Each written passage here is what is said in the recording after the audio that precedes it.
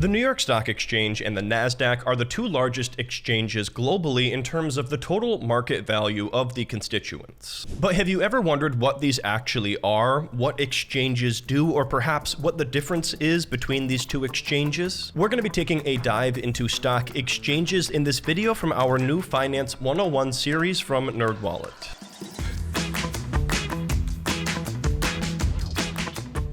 If you're new here, my name is Ryan Scribner, and I've had a lifetime passion about finance and investing. With that said, I am not a financial advisor though, and this isn't any kind of personalized financial advice.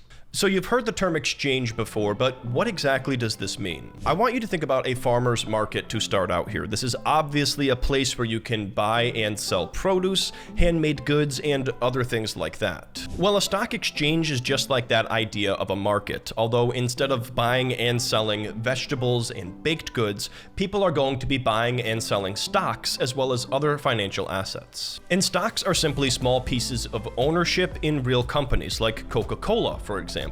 The purpose of an exchange and really the stock market as a whole is to give companies a way to raise money as well as allow for part ownership in the business. But you can't just call up an exchange yourself and place an order to buy or sell. Instead, you have to go through an intermediary called a broker, and this broker will place trades on your behalf. We don't have time to get into brokerage platforms right now, but check out our full article on the best brokers for beginners over on NerdWallet, which is going to be linked down below.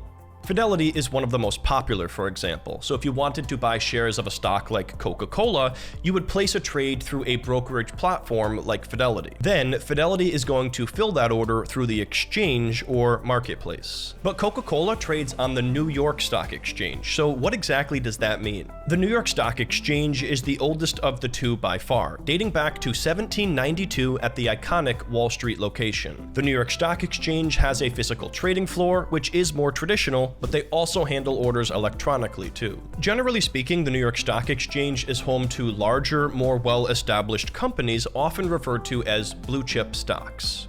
This is the largest exchange globally in terms of both the monthly trading volume and the total market value of all of the companies listed on them. But what about the NASDAQ? Well, for starters, this is actually an acronym, and it stands for the National Association of Securities Dealers Automated Quotations. This exchange started in 1971 as the first electronic stock market, and what this means is that there is no physical trading floor. That means the location of this exchange is really online, but the NASDAQ does have a headquarters in New York City too. There's really only two other major differences between these major exchanges. For starters, the NASDAQ tends to be more tech-focused, and this makes the overall strategy more growth-oriented. In short, this means the companies are often growing faster than average but less established in their industries. The other major difference here comes down to the market model. The New York Stock Exchange follows an auction-based model, meanwhile the NASDAQ follows a dealer-based model. Now, the auction-based model simply means that the price is determined by the active bidding of potential individual buyers. The dealer-based model is a transparent financial market mechanism in which multiple dealers post the prices they are willing to buy or sell a specific security for.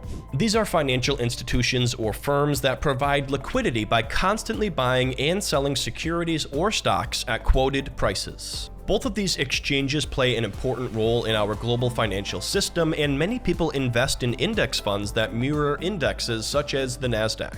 Investing in the NASDAQ is more aggressive, with a focus here on tech and growth. Meanwhile, investing in the New York Stock Exchange would be viewed as more conservative. However, most people invest in the S&P 500 instead, not funds that track the New York Stock Exchange. If you want to learn more about how to actually invest in the stock market, check out my next video on how to start investing. We're going to be covering stocks, ETFs, robo-advisors, and more. We'll see you next time.